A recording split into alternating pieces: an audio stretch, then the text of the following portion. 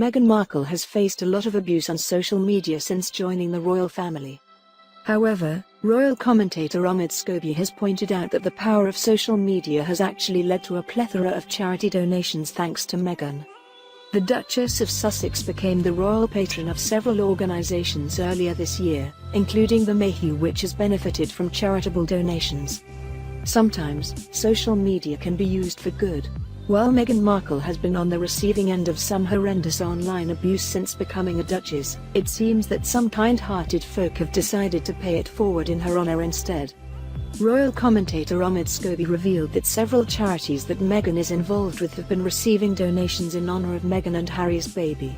Scobie tweeted, "Proof that social media can be a positive place.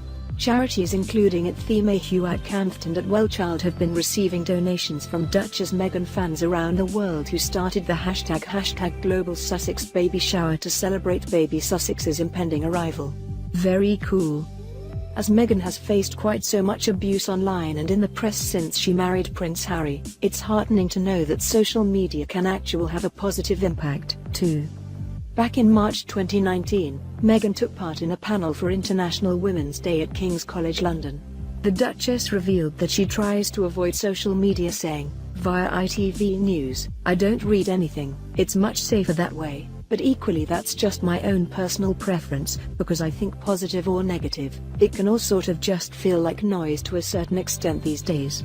But hopefully, the donations made in honour of hashtag Global Sussex Baby Shower will show Meghan that she has a lot of supporters worldwide, too."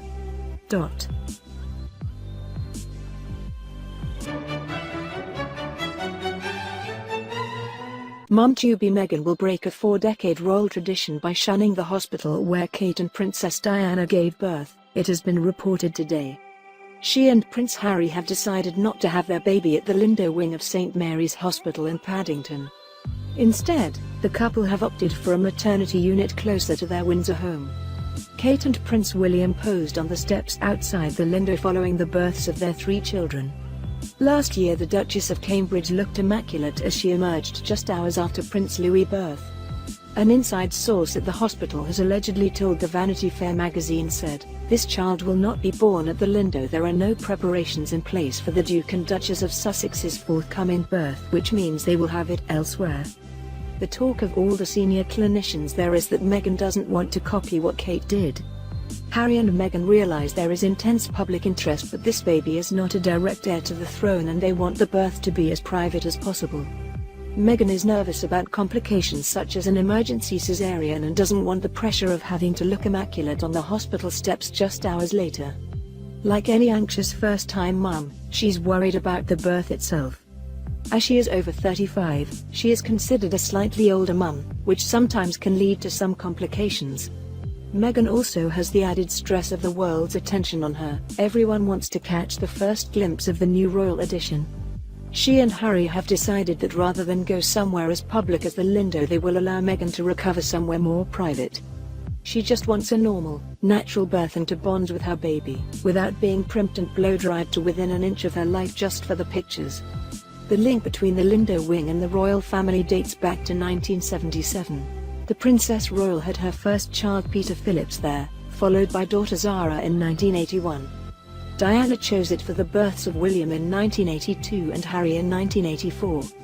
Kate followed in 2013, 2015 and 2018 with George, Charlotte, and Louis.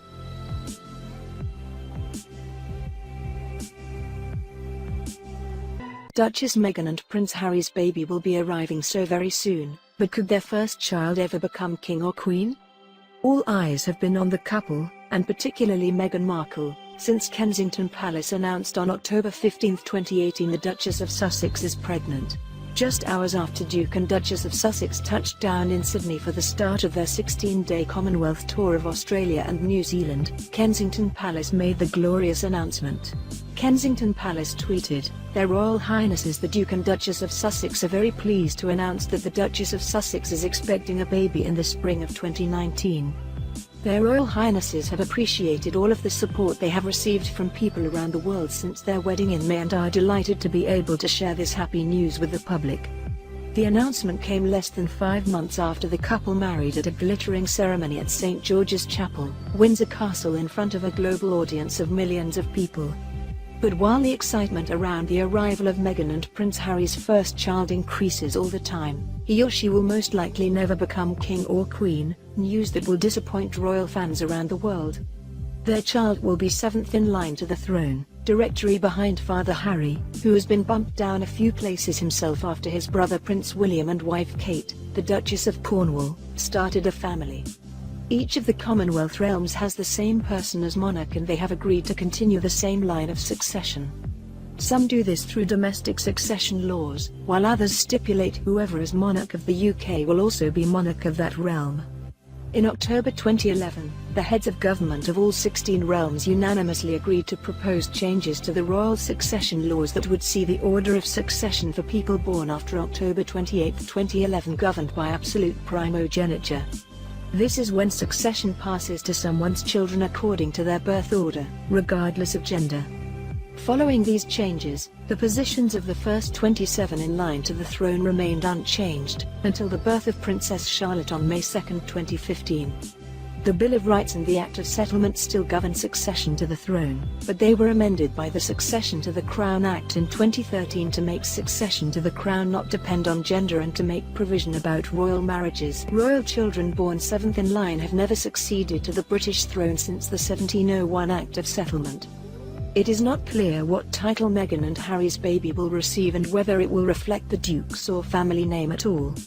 Should Kate and William have more children, or their offspring have their own children, then Meghan and Harry's baby will be pushed further down the line of succession, along with their father Harry. Royal expert and commentator Richard Fitzwilliam states a member of the royal family who is 7th in line to the throne could not possibly be king or queen, especially as George, Charlotte and Louis are likely to have families. This gives them much more freedom. Though it is obviously much too early to be precise, we know that Harry and Meghan want the new baby to have as much privacy as possible, as they will be based at Frogmore Cottage, which will be ideal. The names they give the baby, the title if any, and later the matter of schooling will be a very important guide to their intentions. Their purpose is to be a dynamic charitable duo, inspired by Diana, in Britain and the Commonwealth, and also with worldwide reach, championing causes such as female empowerment, equality and diversity, the fight against mental illness, and helping disabled servicemen and women, which they have done so successfully so far. But Mr. Fitzwilliam said despite Meghan and Harry's child only being 7th in line to the throne, that won't lessen the global excitement over a new addition to the royal family. He added, "It is inspiring to imagine their next trips abroad, having made such a success of those they have undertaken already, and the huge interest when they bring the baby with them. The US is surely their destination very soon, and interest in them there will be stratospheric." Prince William might miss the birth of his brother and Meghan Markle's first baby, and the reason is heartbreaking. Meghan Markle is heavily pregnant and is expected to give birth to her royal tot very soon. The exact due date of the baby is not known, but Kensington Palace did reveal it was going to come into the world sometime this spring. Royal fans are speculating whether baby Sussex will arrive in April or early May. Those dates may coincide with Prince William's planned trip to New Zealand next month, where he will meet bereaved families of the victims of the Christchurch massacre. The future king will visit those affected by the heinous terrorist attack to pay his respects. He will be travel to the Commonwealth country on request of the Queen, in a show of support from the royal family after the country's Prime Minister Jacinda Ardern asked for a visit. A palace statement said, "The visit will be another sign that this nation will always stand with those affected by the terror attacks, and the people of Christchurch." The palace confirmed the visit in a tweet which read, "The Duke of Cambridge will visit New Zealand on behalf of the Queen to honour the victims of the Christchurch Mosque's terrorist attack." The visit in late April will be made at the request of the Prime Minister of New Zealand. And in a joint message, the Duke and Duchess of Cambridge and the Duke and Duchess of Sussex, Harry and Meghan, said, "We have all been fortunate to spend time in Christchurch and have felt the warm, open-hearted and generous spirit that is core to its remarkable people. No person should ever have to fear attending a sacred place of worship." The program and exact date of William's visit will be announced in due course, Kensington Palace said. The timing of William's upcoming visit is not ideal, as it might mean the Duke misses the birth of baby Sussex. The Duke of Cambridge also went to Christchurch, New Zealand, after catastrophic earthquakes hit the city. Speaking at a moving memorial service held in a park close to the worst-hit parts of the city, the Prince delivered a message of support from the Queen. At the time he said, "My grandmother once said that grief is the price we pay for love. Here today we love and we grieve. We honor the lives and memories of all those who died in the earthquake. Put simply, you are an inspiration to all people."